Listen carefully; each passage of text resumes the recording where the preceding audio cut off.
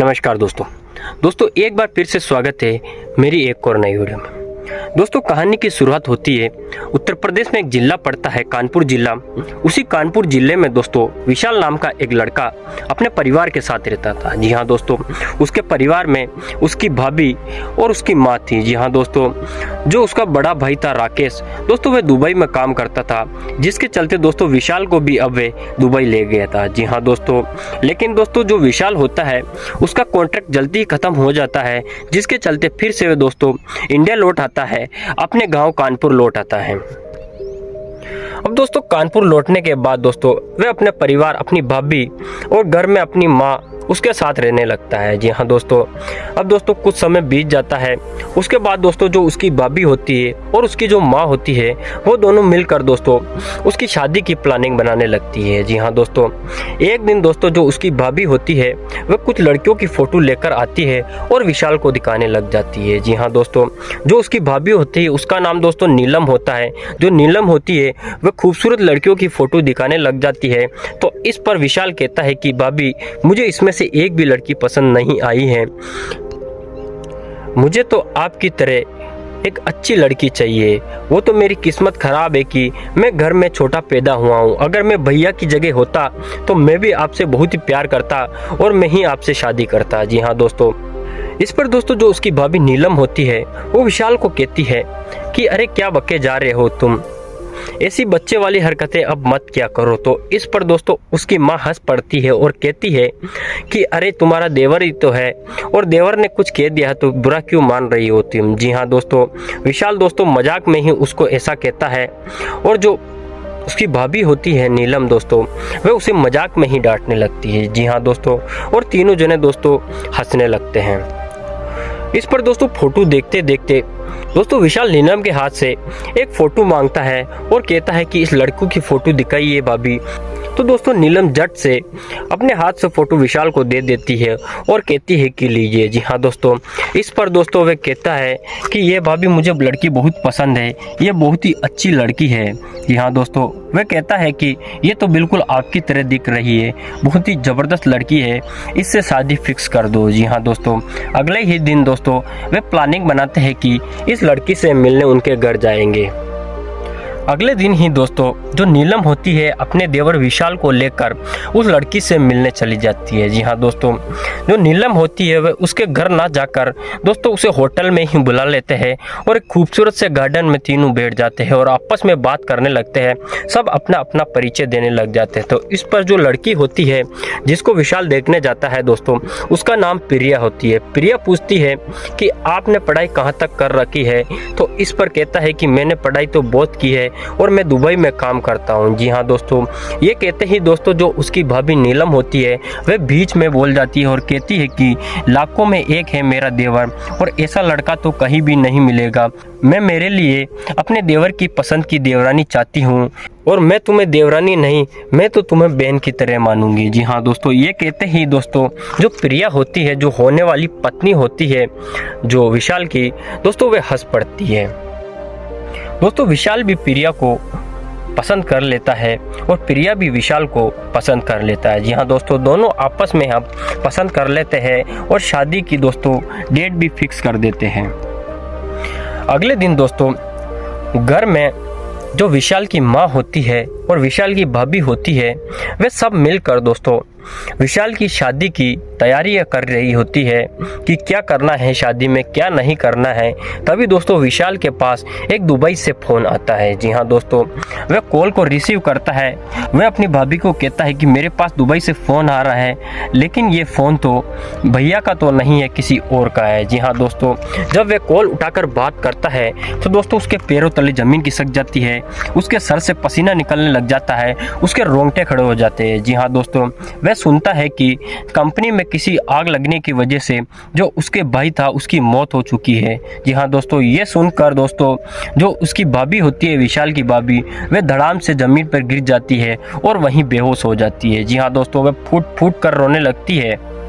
अब दोस्तों घर में पूरा सन्नाटा छा जाता है। जी हाँ दोस्तों, जिस तरीके से दोस्तों दोनों हंसे मजाक करते थे देवर भाभी और जो माँ दोस्तों मिलजुल कर घर में रहते थे, अब दोस्तों उसी घर में एक तरीके से शांति छा जाती है, सन्नाटा छा जाता है। जी हाँ दोस्तों, किसी को दोस्तों अपने बड़े भाई का गम रहता है तो किसी को अपने पति खोने का गम रहता है। जी हाँ दोस्तों, ऐसे करते करते दोस्तों 10 दिन बीत जाते हैं।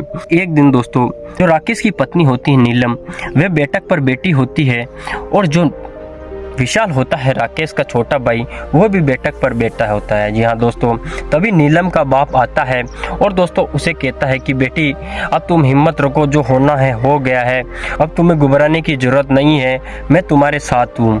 हाँ मैं समझ सकता हूँ तुम्हारा दुख, मैं तुम्हारा दुख बांट सकता हूँ, लेकिन अब इससे ज़्यादा कुछ नहीं हो सकता है। जी हाँ दोस्तों, ऐसा करो तुम मेरे साथ चलो।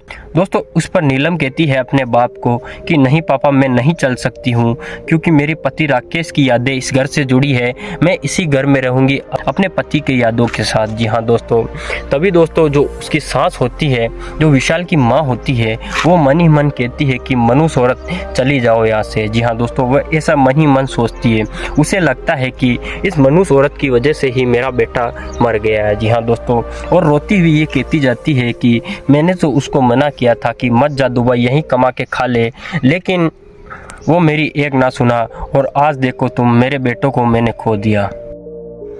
अब दोस्तों फूट फूट कर वो रोने लगती है।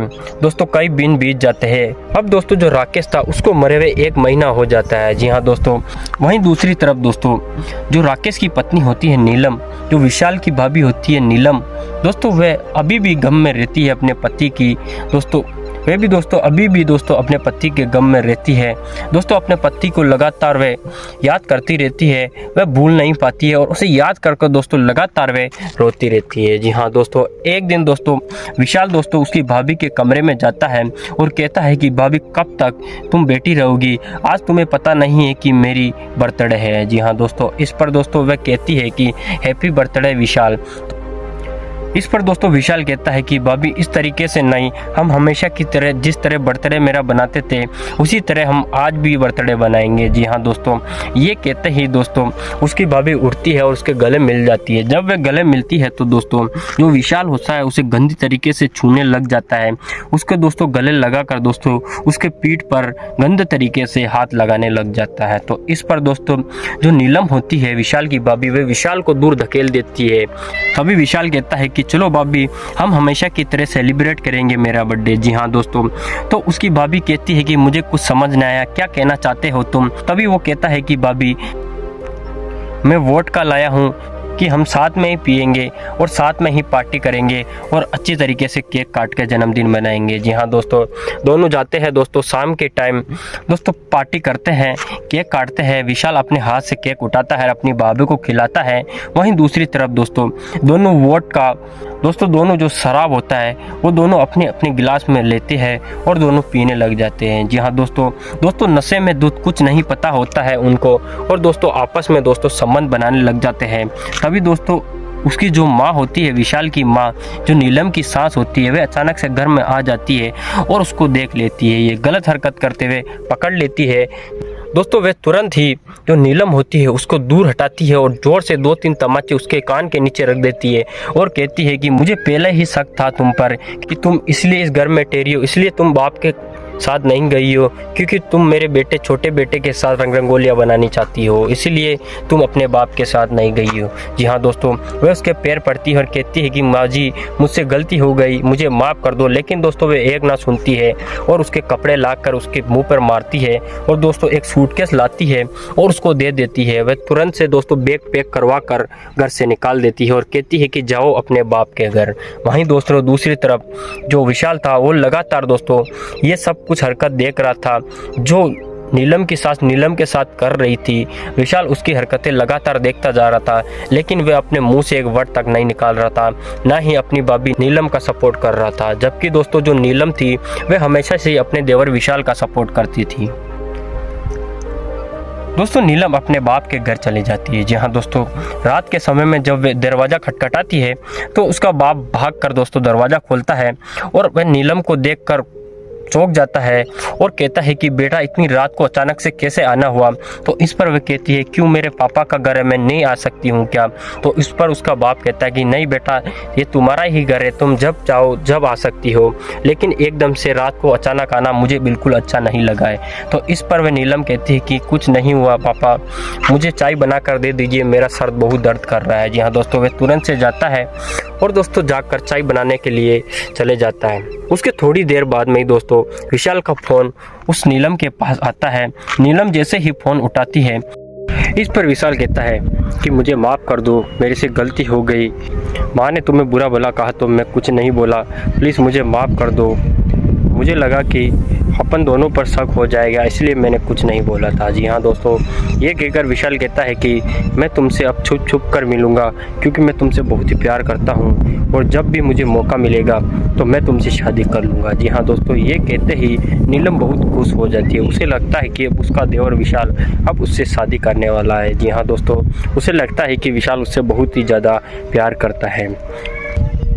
दोस्तों विशाल जो था वो एक तरफ तो अपनी होने वाली पत्नी प्रिया से बात कर रहा था, वहीं दूसरी तरफ जो अपनी भाभी जिसको दोस्तों शादी के सपने दिखा रहा था उससे भी दोस्तों बात करते जा रहा था। जी हाँ दोस्तों, अब वे दोनों के साथ दोस्तों बातें करता जा रहा था। जी हाँ दोस्तों, एक दिन दोस्तों विशाल अपने भाभी नीलम के घर चले जाता है और चुपके से दोस्तों मिल रहा होता है। जी हाँ दोस्तों, इस पर नीलम कहती है कि तुम मुझे धोखा दे रहे हो, तुम मुझसे शादी नहीं करने वाले हो, मुझे ऐसा लग रहा है कि तुम मुझे धोखा दोगे। तो इस पर दोस्तों मैं अपनी जेब से एक मांग की डिब्बी निकालता है और उसके सिर में झट से सिंदूर भर देता है। जी हाँ दोस्तों, और एक हार दोस्तों उसके गले में पहना देता है। तभी दोस्तों जो नीलम होती है उसका बाप तुरंत से घर में आ जाता है और विशाल को पकड़ लेता है और विशाल के 2-3 तमाचे कान के नीचे रख देता है और कहता है कि विशाल तुम्हारी हिम्मत कैसे हुई ये सब करने की।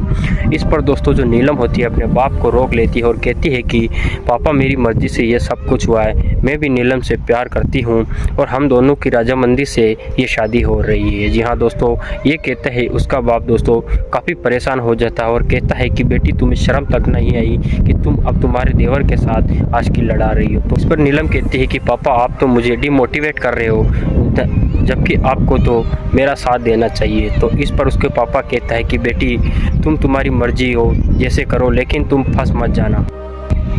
अब दोस्तों जब शादी की बात उसकी सांस तक पहुंचती है, जो नीलम होती है उसकी सांस तक पहुंचती है, तो दोस्तों वे काफ़ी फूट फूट कर रोने लगती है और कहती है कि मुझे तो पहले से ही शक था कि अपनी हवस मिटाने के लिए ये लड़की मेरे छोटे बेटे से शादी जरूर करेंगी। जी हाँ दोस्तों, ये बात दोस्तों जो उसकी होने वाली पत्नी प्रिया होती है उस तक भी पहुँच जाती है। दोस्तों वे भी फूट फूट कर रोती है। अब दोस्तों दोनों आपस में साथ रहने लगते हैं, दोनों आपस में दोस्तों अपनी हवस बुझाने लगते हैं और स्वागत मनाने लगते हैं। जी हाँ दोस्तों, वक्त ऐसे ही बीतता जा रहा था दोस्तों।